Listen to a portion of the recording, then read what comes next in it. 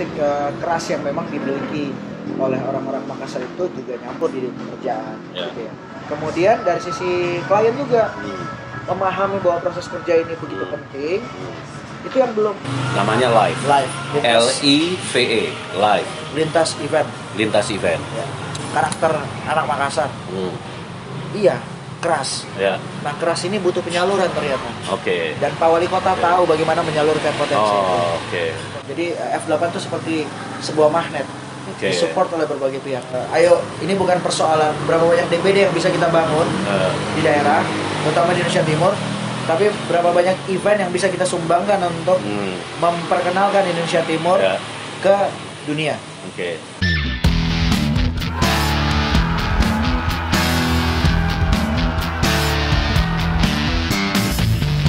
Selamat sore, ketemu lagi dengan gua Antonovos di Evit Event Indonesia. Hari ini masih di Kopi Underground dan ada sahabat gue.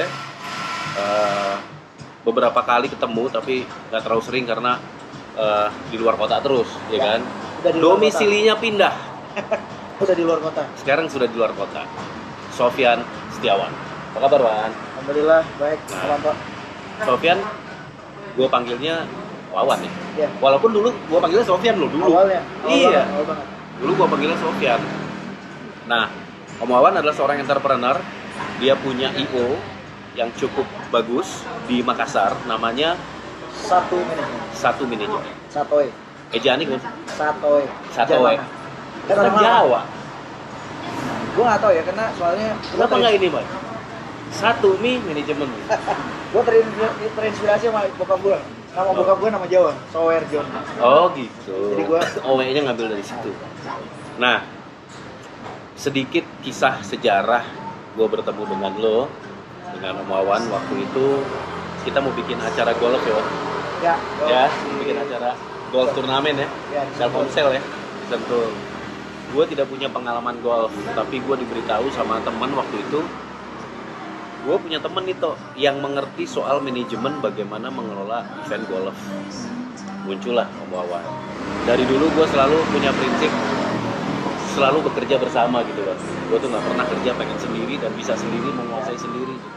Nah terus akhirnya Wawan pindah ke Makassar.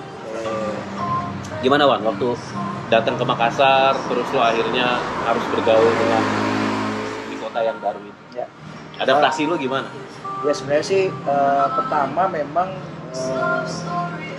gue punya kekhawatiran karena awalnya karena gue tahu kurang lebih sekitar 17 tahun gue bangun network itu kan di Jakarta. Jadi bangun network terutama di industri event bangunnya di Jakarta. Tapi gue yakin bahwa karena gue juga memang putra daerah, pada saat gue ternyata sudah membaur di Makassar, ternyata memang karakteristik keras yang memang dimiliki oleh orang-orang Makassar itu juga nyampur di pekerjaan, gitu ya. Tapi pada dasarnya kalau kita bicara urusan pekerjaan, komitmen itu ada. Hanya mungkin secara sistem yang mungkin perlu dilakukan banyak dan sehingga beberapa kali gue ngobrol sama lu juga. Ayolah ke Makassar yuk, coba kasih tutorial, coba kasih mentoring ke teman-teman di Makassar gitu kan. Gimana sih kita melaksanakan sebuah pekerjaan itu yang well prepared itu seperti apa gitu. Itu yang pertama. Yang kedua memang dari sisi budget. Di Makassar sendiri itu memang sampai hari ini pun gue masih merasakan kalau standar itu masih sangat rendah. Jadi bukan persoalan bahwa karena rendah kemudian jadi begitu murah, gitu ya. Karena murah tersebut akhirnya tidak memungkinkan buat teman-teman vendor membuat sistem yang ideal. Jadi contoh misalnya kalau memang harus bisa 2 shift, kenapa harus 1 shift doang kerjanya gitu. Nah ini yang jadi persoalan. Kemudian dari sisi klien juga memahami bahwa proses kerja ini begitu penting. Itu yang belum tajam di situ dari sisi klien. Tapi itu juga jadi bagian dari gini. Makassar sebagai kota terbesar di Indonesia Timur kan, barometernya. Berarti juga harus sangat bisa menjadi model untuk kota-kota yang lain gitu. Seharusnya, dan sebenarnya Makassar sudah jadi contoh buat teman-teman atau di Indonesia Timur terutama. ya udah sudah mulai. Ya karena gue lihat gini, spot wisata kita tuh kayaknya yang harus dieksplor banyak tuh memang timur. Yang masih banyak banget belum tereksplor. Kita kan kalau event udah dari Sabang sampai Merauke ya, Nah, gue melihat memang sisi potensi, terutama dari sisi pariwisata, itu Indonesia Timur juaranya. Hanya memang belum banyak yang tereksplor. Ya. Satu. Kedua, masyarakatnya belum, walaupun mungkin sudah ada KSW, kelompok sadar wisata mungkin sudah ada. Okay. Tapi memahami bahwa pariwisata modern itu seperti apa, dan pariwisata yang mengandalkan sisi klasik, sisi humanisme itu belum bisa dipahami secara utuh, sehingga kadang mereka masyarakat tuh masih ambigu. Ini gue harus bertindak mana nih? Kalau gue di pantai, yang ideal tuh kayak apa sih? Apakah gue harus menerima yang two piece gitu ya? Atau yang gimana? Nah itu yang belum. Nah, bagus gue melihat ya ini gue kan melihat perkembangan juga ya, teman-teman gue, sahabat-sahabat gue. Akhirnya lo juga sangat berkembang baik literasi terhadap event, terhadap pariwisata. Apalagi lo kan wakil ketua umum bidang pengembangan Indonesia Timur. Wah, gitu kan. Lo harus tahu banget gitu loh tentang itu. Tapi sebelum ke situ yang gue tahu lo pindah ke Makassar di awal itu kan masih sebagai katakanlah bekerja untuk sebuah perusahaan. Gitu. Terus akhirnya lo pivoting menjadi seorang pengusaha entrepreneur. Apa tantangan pertama? Waktu lo jadi entrepreneur? Sebenarnya gini, kan apa karena cabut diam-diam? Enggak. Gua alhamdulillah baik-baik dan alhamdulillah sampai sekarang masih baik-baik aja. Sebenarnya yang jadi pemacu. Apa gregetan? Ya, pemacu itu adalah yang pasti ingin berkembang. Pastinya itu. Karena kan gua kurang lebih sekitar sejak tahun 2020. Kok 2020? Tahun 2000. Tahun 2000 berkecimpung di industri event. Gua seperti takut untuk memulai sendiri gitu. Gitu ya.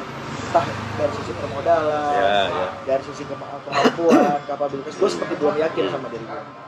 Tapi setelah gue melihat pasar yang ada di Makassar begitu lebar, gue jadi tertantang. Setelah gue melihat bahwa di Makassar ternyata potensi eventnya cukup baik gitu ya.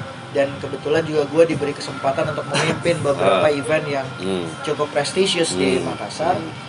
Sehingga gue melihat bahwa ini ada satu potensi untuk gue bisa mengeksplor diri gue lebih. Gue mungkin dan keberanian itu udah muncul. Iya, dan mungkin pada saat gue masih ada di perusahaan sebelumnya atau masih di bawah naungan sebuah perusahaan kan gue masih banyak keterbatasan kita mau bergerak sini masih ada keterbatasan karena kebijakan perusahaan sehingga itu yang membuat gue tuh menjadi greget untuk jadi gue harus berani untuk ambil resiko ini apapun, keluar dari zona nyaman dan itu memang benar seperti yang kita alami awal-awal dulu. Karena orang-orang yang bisa dibilang merantau itu kan merantau untuk bekerja, begitu pekerjaan itu tidak ada kan terbayang-bayang gue harus kembali ya kan gagal dan sebagainya. Tapi gue salut juga gitu, ternyata lo pivoting pindah menjadi seorang entrepreneur dan tidak pindah lagi ke Jakarta gitu. Malah meneruskan di sana. Environment-nya mendukung jadi kebetulan setelah gua 2016 gua di Makassar itu kira-kira di akhir 2016 itu gue bikin komunitas di Makassar. Basicnya ya teman-teman kita juga yang biasa teman-teman vendor, teman-teman IO yang sudah kita kenal. Yuk kita ngobrol-ngobrol yuk. Gitu. Jadi sebuah komunitas yang alhamdulillah komunitas ini kemudian sekarang sudah tumbuh menjadi sebuah komunitas terbesar. Berbadan hukum. Masih dalam sisi komunitas dulu nih. Terbesar komunitas penyelenggara acara. Semua ada tuh, vendor, talent ada semua dalam itu. Nah, dan tahun kemarin di masa pandemi akhirnya muncul menelurkan satu asosiasi yang sekarang ini eksis di Makassar. Namanya Live. LIVE, Live. Lintas Event. Nah, lo sebagai entrepreneur akhirnya lo finding kerjaannya gimana, Wan? Ya, nah itu dia. Basicnya adalah karena Berarti lo kan bikin company profile, menyusun perusahaan. Nah, ini yang beda nih tuh. Gimana? Jadi gue tidak mulai dari sisi company profile, tapi gue mulai dari sisi personal branding gue. Jadi mereka tahu bahwa kalau bikin event yang berbau kultur, kemudian yang bersifat festival, itu Wawan. Gitu. Nah, beberapa kali gue karena diminta untuk menjadi show director dari event-event tersebut, akhirnya gue dipercaya oleh pemerintah kota. Makanya Novi. Terus? Nah, gue dipercaya untuk bisa menyelenggarakan event pemerintah kota.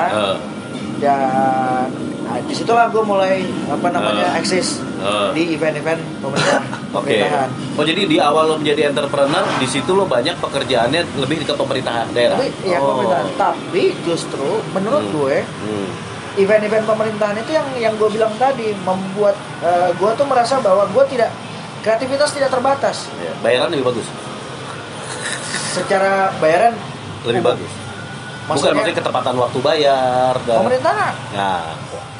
Ya ada sih beberapa 1-2 event yang mungkin agak molor, tapi gue pikir juga karena kan jadi kan gini, ada event memang yang sudah ada di dalam APBD. Nah itu mungkin yang secara waktu tepat bayar. Tapi ada event yang memang yang diinisiasi karena lo yang menginisiasi. Enggak, biasanya misalnya ada momentum, misalnya ada kegiatan dari nasional yang wajib dilaksanakan oleh daerah. Nah, secara APBD dia nggak ada. Gitu. Tapi eksplorasi terhadap kreativitas itu tetap harus ada. Nah, saat kita bangun kreativitasnya, disitulah muncul angka. Nah, ini yang sebenarnya yang bisa saja itu pendukungan mungkin, event berarti itu. Ya, jadi dan itu bisa aja jadi agak-agak sedikit lama bayarnya. Biasa nggak sih inisiatifnya dari IO dilempar ke pemerintah daerah, terus ternyata itu bagus dan itu cocok dengan hari nasional lah, hari besar gitu. Terus diadakan terus setiap tahun, itu mungkin gitu. Inilah hebatnya pemerintah Kota Makassar. Karena pemerintah Kota Makassar itu memberi kesempatan itu, Sob. Jadi ada beberapa juga event-event yang diprakarsai oleh swasta. Ini bukan muji-muji klien lo kan? Enggak. tapi memang pantas dipuji sih. Emang keren. Wali kota gua keren. Mantap. Siapa namanya? Pak Dani Pomanto. Dani Pomanto. Sehat-sehat terus, Pak ya. Semoga mantap. Makin mantap. Dan beliau jangan salah loh. Beliau walaupun arsitek, tapi intuisi eventnya, kreatifnya tinggi banget. Beliau kalau ditanya apakah berarti kayak si ini dong, kayak yang di Jawa Barat siapa? Ridwan Kamil. Kan arsitek juga. Beliau sama-sama arsitek. Tapi gue sih nggak tahu ya seberapa dalam beliau Pak Ridwan Kamil terjun kalau ada event-event yang memang menjadi identitas Kota Bandung pada saat itu waktu beliau di luar kota. Tapi kalau Pak Dani itu loading pun beliau ikut. Gua jam 2 jam 3 dia pagi pengen tahu proses dan beliau langsung in charge. Ikut menggambar. Panggung dulu kayak gini bagusnya. Gitu. Jadi keren Pak. Mantap. Jadi kreativitasnya begitu. Terus kemudian bisa nggak gua ketemu sama Pak Dani? Boleh. Kalau ke Makassar. Iya, Pak. Kalau ke Makassar izin ketemu. Ini mentor saya juga. Nah, Wan, jumping to the event ya. Jumping to the, menurut gue the biggest event pada saat itu, nggak tahu nih sampai sekarang gimana. F8. Ya. Boleh ceritain nggak F8?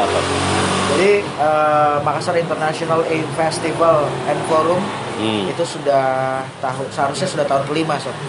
Tapi karena pandemi kemarin akhirnya udah tahun kelima ya? Harusnya udah bahkan ini tahun ke-6. Karena lo involve dari yang pertama? Dari yang pertama.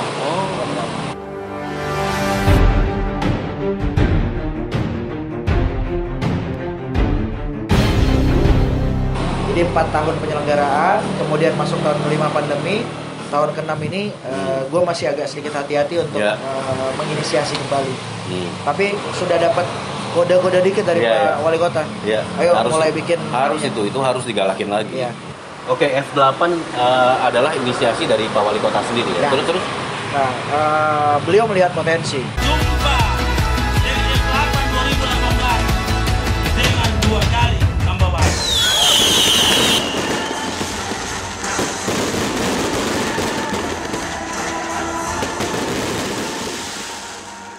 Jadi kan tadi di awal lo sempat bilang karakter anak Makassar. Iya, keras. Ya. Nah, keras ini butuh penyaluran ternyata. Oke. Dan Pak Wali Kota tahu bagaimana menyalurkan potensi itu. Oke. Jadi dari beberapa aspek yang beliau pertimbangkan, akhirnya muncullah 8F ini. Oke. Jadi 8F tuh apa F8? F8 sebenarnya, brandnya F8.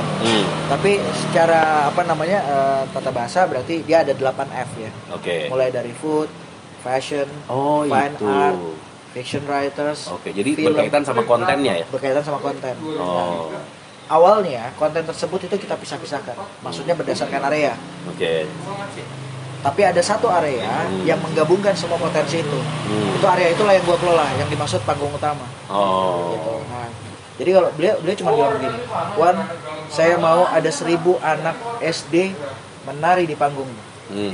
Berarti kan kalau kita sebagai orang kreatif langsung berpikir, wah, berarti luasan panggung. Pak Dani Pomanto ini termasuk show director dong? Yes. The real show director. Iya. Beliau. Wah, keren. Beliau cuma bilang gitu. Saya mau ada 1000 anak di atas panggung. Berarti di kita teknis ya, pikirin berapa besar panggung, bagaimana in out-nya mereka. As event production consultant. Yes, gitu. Itulah yang terjadi. Jadi makanya gue bilang komunikasi positifnya gue dengan pemimpin kota seperti beliau itu yang sangat membantu kreativitas dan sangat membantu imajinasi kita untuk membangun kreatif program. Oke. Gue lihat kan sempat ada yang dulu ya, nggak tahu itu yang pertama apa yang kedua, ada Sukhoi lah, atraksi, terus ada jet ski atau apa tuh. Jadi sekali lagi beliau membangun komunikasi yang cukup baik dengan semua pihak, sehingga beliau pun juga disupport. Jadi F8 itu seperti sebuah magnet, disupport oleh berbagai pihak, disupport oleh angkatan udara. Tahun pertama itu cuma Sukhoi loh. Begitu tahun kedua, Sukhoinya ada. Tahun pertama Sukhoi dan terjun payung. Dari Paskas TNI AU. Kemudian tahun kedua ada terjun payung, ada Sukhoi, ada aerobatik show. Tim aerobatik yang dari angkatan udara semua. Didatangkan langsung dari Jogja. Dari Magelang, datang ke Makassar, show. Gitu. Jadi bayarnya berapa itu? Itu dia. Gue kalau udah minta bensin nggak? Sukhoi minta bensin nggak? Pasti. Jadi pasti ada supportnya, tapi sekali lagi itu urusan kerjasama antara pemerintah dan angkatan udara.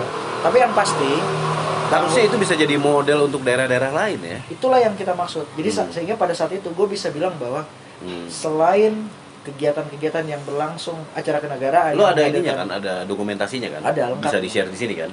Bisa, nanti gue coba share. Ada copyright-nya? Copyright-nya gue juga pegang. Oh ya udah. Bisa. Ntar kita putar. Boleh. Nah jadi memang itu tadi udaranya ada, di daratnya ada, di lautnya ada.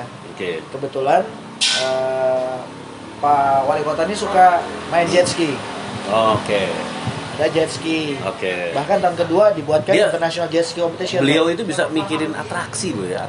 Atraksi itu dipikirin karena waktu orang berpikir atraksi itu sense yang kita harus dapat itu adalah bagaimana situasi atau kondisi emosionalnya penonton. Berarti kan dia mikirin. Bagaimana grafiknya akan naik, ya kan? Bagaimana tiba-tiba ada pesawat keluar, terus orang jadi wow, gitu kan. Dan gue itu koordinasi dengan orang angkatan udara, itu gue main detik.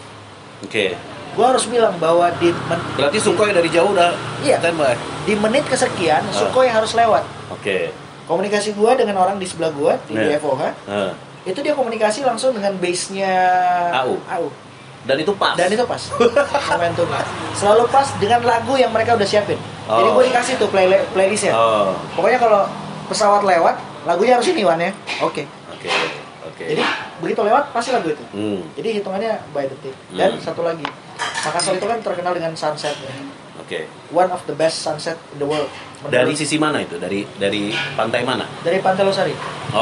Ini eventnya di Losari ya? Ya, identitasnya F8 kan memang di Losari tuh. Inisialnya. Terus? Nah, jadi karena menjadi salah satu sunset terbaik di dunia, sehingga kita selalu mengambil momen itu sore untuk pembukaan. Bukan pre-nya, pre-nya. Nah, disitulah Sukhoi main. Jadi memang identitas itu memang kita udah munculkan. Jadi bisa dibayangkan. So, lihat waktunya. Siapa yang perform? Mic lo udah diangkat ke atas belum sih? Udah. Ke atas ya? Ya, terus. Nah, jadi beliau tuh udah lihat waktunya. Kapan the best sunsetnya? Apa yang harus lewat? Yang di udara apa? Yang di laut main apa? Yang di darat main apa? Itu beliau Pak Wali Kota itu kasih catatan. Wan ini bagusnya main di sini. Wan ini bagusnya main di sini. Gitu. Berarti kalau pas sunset terus dari arah matahari bentuknya bisa kayak siluet loh ya si pesawat itu. Bisa jadi siluet. Dia pakai asap juga nggak sih? Yang pakai.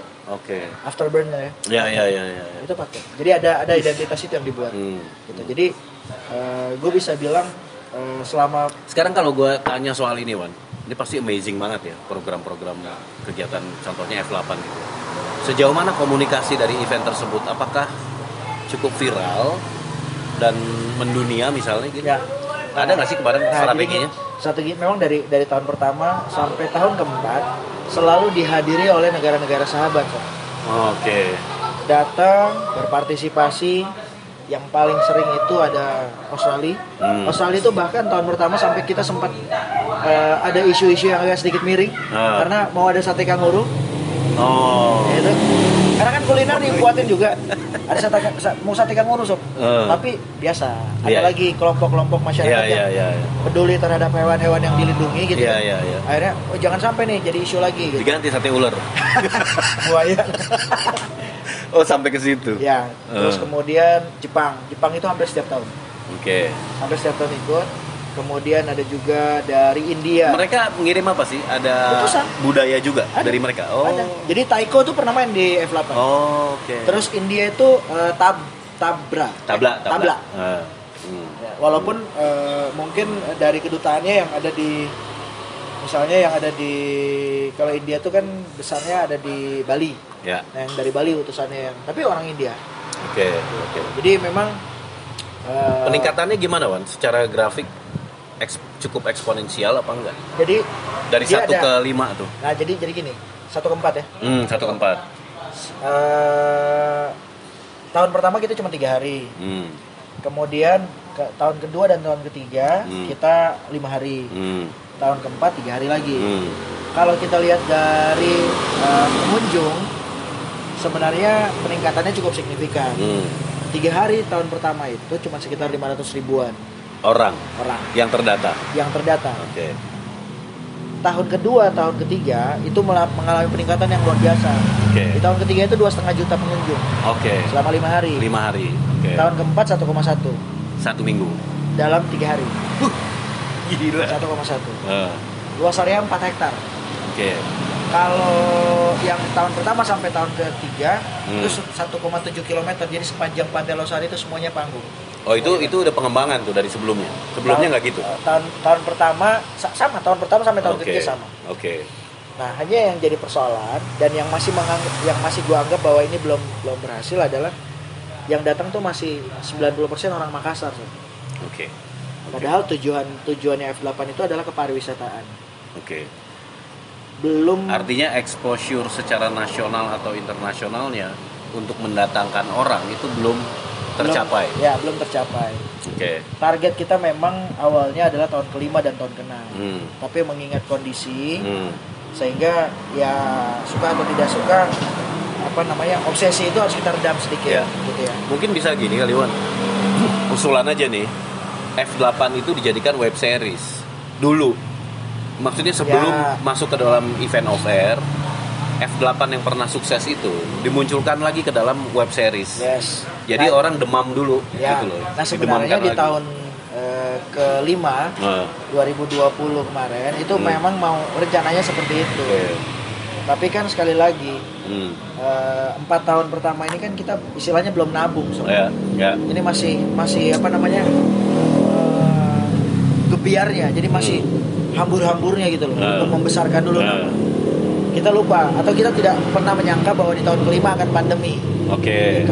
Begitu pandemi, di saat kita juga tidak punya kekuatan untuk membuat itu, sehingga akhirnya ya agak sedikit drop semangat juga untuk bisa bangun itu. Dan memang Tapi kayaknya pandemi memang belum ketahuan kan sampai kapan ya, kan. ya.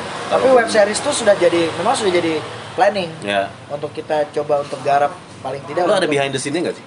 Ada behind. Jadi gue dokumentasi F8 tuh dari tahun pertama sampai tahun keempat itu. Boleh ntar kirim ke gue ya? Nanti boleh. Gua kirim. Jadi bisa gue insert di sini gitu. Ya. Dan kan dulu ada kalender of event Ya. Kementerian Pariwisata. Oke. Zamannya Itu Pak udah Arief masuk? Yahya. Tahun pertama kita begitu selesai penyelenggaraan tahun pertama, kan syaratnya itu harus 3 tahun penyelenggaraan dulu baru bisa dilihat. Oke. Nah, Oke. setelah tahun pertama, karena dilihat mungkin secara besaran, kemudian jumlah pengunjung, sehingga di begitu kita masuk tahun kedua penyelenggaraan, F8 itu sudah masuk 100 event, kalender event. Oke. Sudah masuk di dalam Sudah masuk ke kalender pemerintah pusat. Ya. Oke. Setelah penyelenggaraan kedua, kita masuk top 10. Oke. Event Indonesia. Ya. Penyelenggaraan kedua yang masuk penyelenggaraan ketiga yang kita masuk top 10. Oke. Begitu penyelenggaraan keempat kita masuk 9 besar. Oke. Jadi penilaiannya itu aksesibilitas, kemudian melibatkan banyak komunitas, Ya. kemudian juga kultur masyarakat daerah setempat yang Lo kita gali. kayak gini ya, gue ngeliatnya gini. Lo kan pelakunya langsung ya, Ya. dengan dukungan yang luar biasa dari Pak Dhani, Komanto. Mungkin nggak sih lo membawa ini ke dalam, let's say kayak lo bikin kind of book gitu ya, terus lo sharing ini ke daerah lain, gitu sehingga Ya. teman-teman di daerah itu bisa dapetin bisa dapetin esensinya gitu, esensialnya bisa dapet gitu. Gimana kerjasamanya, Ya. semangatnya gitu. Ada satu kendala besar yang sebenarnya hal ini sudah pernah gue utarakan di 2 atau 3 kota sob yang kebetulan minta gue untuk share tentang pengalaman ini. Termasuk di Sulawesi Selatan juga, itu di Selayar ada namanya Festival Takabonerate. Oke, Selayar. Ya, di Kabupaten Selayar. Jaraknya kurang lebih sekitar, kita nyebrang sih dari Bulukumba ke Selayar gitu. Festival Takabonerate 1. Kemudian yang kedua, gue juga pernah diminta masukan untuk festival di Maluku Tenggara namanya Festival Metike. Oke. Gitu. Nah, Festival Metike ini festival yang dijalankan 3 tahun sekali sebenarnya. Oke. Nah, gue diminta pendapatnya soal Itu kabupaten-kabupaten ya? itu kabupaten. Oke, berarti lo sharing tentang pengalaman di F8. Ya. Yang jadi problem memang persoalan anggaran, karena termasuk 2 festival yang gue bilang terakhir, ini festival yang diinisiasi oleh pemerintah setempat. Tapi tadi ngomong-ngomong F8 ya, bagaimana dengan sponsor, Wan? Swasta ya? Industri swasta terlibat nggak sih? Tahun pertama Nggak ada. Tahun pertama itu ada, sudah mulai ada, tapi belum signifikan. Baru terasa supportnya sponsor itu tahun kedua dan tahun ketiga. Gitu. Tapi kembali lagi memang peran pemerintah daerah sih yang paling penting untuk bisa mendorong sisi swasta untuk bisa mensupport potensi event yang baik untuk sponsorin. Oke, F8 mudah-mudahan bisa jalan lagi, Wan. Amin. Ya, dan menurut gue itu keren banget. Gue mau banget tuh. Ya, mau kan sebenarnya udah janji sama lu. Gue mau. Kapan ini? Gue mau volunteer. Mau gue, bener. Untuk event-event yang kayak gitu ya gue mau banget gitu. Pak Wali, ada yang mau jadi volunteernya otaknya event di Indonesia, Pak. Gua lah. Mungkin ada yang bisa gue sumbang lah sedikit pemikiran gitu. Wan, balik ke organisasi dengan lo menjadi wakil ketua umum bidang pengembangan wilayah Indonesia Timur. Ya. Kira-kira apa sih, Wan, yang apa yang penting, apa yang perlu dilakukan di Indonesia Timur? Di Indonesia Timur itu 2 hal menurut gue. Yang pertama adalah sumber daya manusia. Goreng. Berat, pelan-pelan. Yang pertama tuh sumber daya manusia. Oke. Gue nggak tahu ya, mungkin karena di alam itu sudah sangat baik terhadap orang-orang di Indonesia Timur, sehingga apa saja ada. Lo ada duit nggak ada duit lo tetap bisa makan. Kasarnya kayak gitu. Jadi kalaupun hari ini gue kerja dan gue tidak kerja itu itu bukan sesuatu hal yang penting, karena gue tetap bisa makan. Bukan berarti juga kemudian jadi malas, tidak. Tapi kebiasaan-kebiasaan itu yang kemudian membuat kita tuh jadi sadar bahwa potensi kita ini jauh tertinggal dibanding teman-teman di barat, di Indonesia barat. Nah, sehingga hal yang pertama tadi yang perlu kita perhatikan adalah sisi pengembangan sumber daya manusianya, SDM-nya. Kemudian yang kedua, harusnya ada contoh-contoh hidup. Sebenarnya sama sih, bentuknya juga begitu. Jadi bagaimana event-event itu dikelola secara baik. Ada juga sih kesalahan-kesalahan yang dilakukan oleh IO dari luar yang datang ke daerah, memberikan mentransformasi ilmu kepada teman-teman di daerah yang menurut gua itu masih kurang tepat.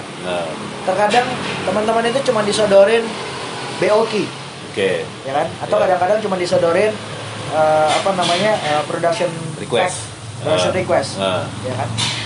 Nah, tapi tidak diberikan pemahaman bahwa ini buat apa, gambar kerjanya begini. Jadi ada sebuah tutorial yang bercerita tentang bagaimana membangun sebuah sisi produksi dan sebuah event. Jadi transformasinya terbatas ya, transformasinya tidak menyeluruh. Apalagi kita bicara kreativitas, maksudnya imajinasi membuat. Tapi mungkin ya kalau sudah kita jadi organisasi mungkin itu akan berubah sih harusnya. Harapannya itu. Kalau dulu kan mungkin orang berpikir tapi bisnis mandate ya. Jadi ada hal yang teman-teman IO di daerah tuh tidak dibuka lah, gitu ya. Jadi taunya pokoknya gue request mintanya ini gitu. Padahal kreativitas itu juga harus ditransformasi. Jadi ini bukan zamannya lagi udah kita simpan ilmu udah. Kolaborasi itu penting banget. Makanya gue sempat ngomong sama teman-teman di daerah, ayo ini bukan persoalan berapa banyak DPD yang bisa kita bangun di daerah, terutama di Indonesia Timur, tapi berapa banyak event yang bisa kita sumbangkan untuk memperkenalkan Indonesia Timur ke dunia.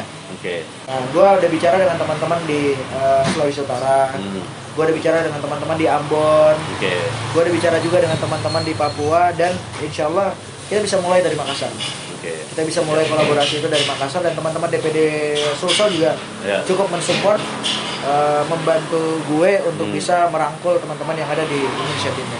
Karena Makassar ini kan selain karena dia kota utama di Indonesia Timur, tapi dari sisi kelengkapan production itu sudah cukup mumpuni lah untuk event-event skala besar. Seperti itu sobat. Wan, di organisasi itu kan sekarang kita lagi menjelang nih menuju kepada program-program event pelantikan Rakernas, Rapimnas dan Rakernas. Kira-kira Makassar sebagai tuan rumah nih, Bang, melihat ini teman-teman IO gimana? Antusias banget. Memang di Makassar itu kan kalau yang anggota FBI kurang lebih ada sekitar 23 perusahaan. Terbesar, DPD terbesar di Indonesia. Dan antusiasme teman-teman DPD Sulsel itu cukup tinggi untuk bisa merespon Rapim dan Rakernas pertama FBI di Makassar. Gitu ya. Dan inisiasinya itu datang dari Makassar. Pak Dhani datang nggak ya? Insya Allah. Nanti gua akan todong. Bisa ketemu sama jangan todong dong, disuratin. Oh iya, itu pasti. Kan kalau nggak salah Mas Mem juga mau datang, Mas Menteri. Oh iya. Insya Allah akan datang. Jadi kalau Mas Menteri datang, Insya Allah Pak Dhani pasti akan. Dan harusnya datang ya, karena ini industri yang sekarang ini paling cepat mati kemarin. Tapi kalau gue bilang sekarang ini kita paling cepat bisa tumbuh. Karena ya itu tadi kan dinamika event itu kan luar biasa.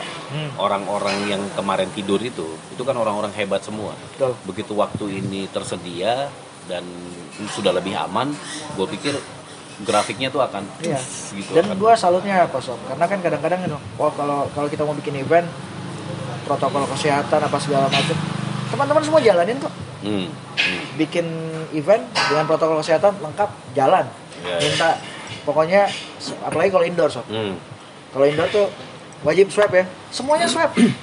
Nggak ada yang bilang gue nggak mau swab. Jadi prokes tetap dijalankan. Prokes tetap dijalankan. dan mereka cukup antusias dengan pola-pola seperti itu karena juga sadar bahwa kita berinteraksi dengan banyak orang. Gitu.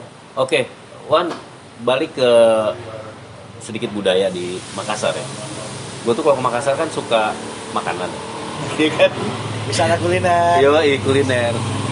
Gimana sih di Makassar masih menjadi jagoan kah itu? Masih.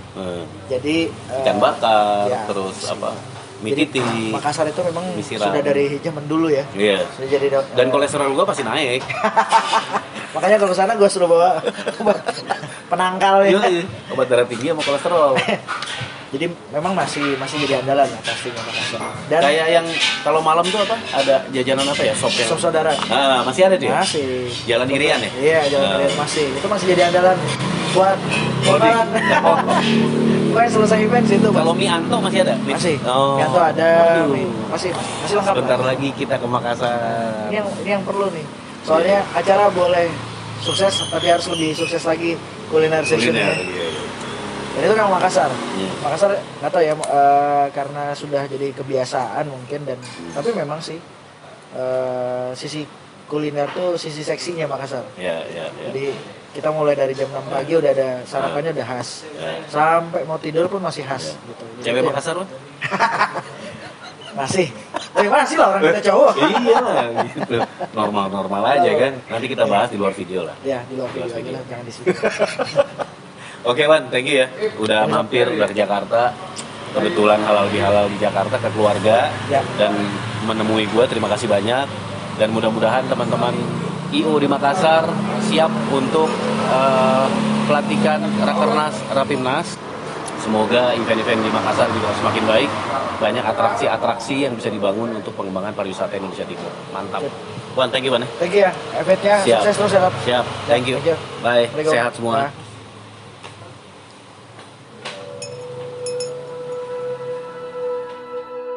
Sama-sama kita telah menoreh sejarah, sudah menembus 1 juta pengunjung.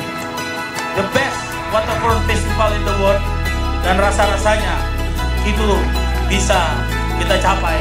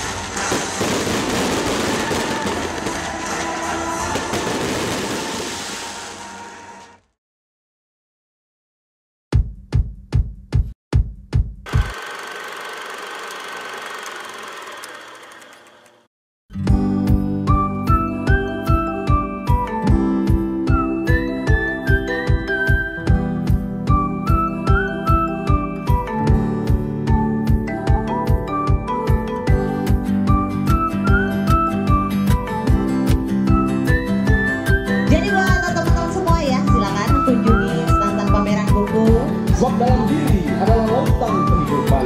Sebab kehidupan juga melahirkan pada laut. Sebab pinisi mencintai gelombang. Menunggu kau ketika kepulangan ditemukan. Di bahumu kau tegakkan tiang. Nampak pulang nimbang lewat.